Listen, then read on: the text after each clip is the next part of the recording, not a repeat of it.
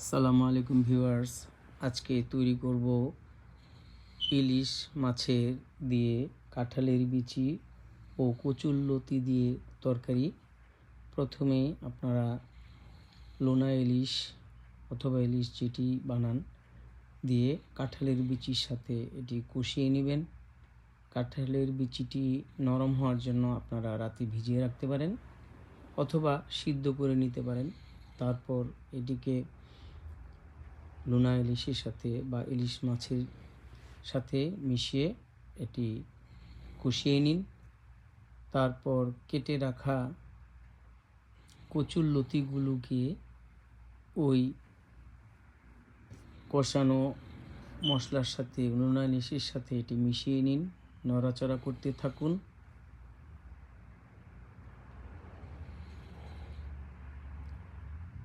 একটু পানি দিন, প্রয়োজন মতো লবণ, স্বাদ মতো ঝাল আপনারা দিন। তারপর এটি যখন সিদ্ধ হয়ে যাবে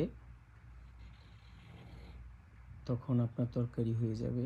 এর জন্য আপনারা এটাকে ঢাকনি দিয়ে এটাকে সিদ্ধ করে নিতে পারেন। সময় তরকারিটি তৈরি হয়ে গেলে আপনারা তুলে রাখুন এবং তৈরি হয়ে যাবে আপনাদের সুস্বাদু রেসিপিটি। সবাই আমাদের সঙ্গে থাকবেন, আমাদের চ্যানেলের সঙ্গে থাকবেন এবং সাবস্ক্রাইব করবেন। ধন্যবাদ ভিউয়ার্স।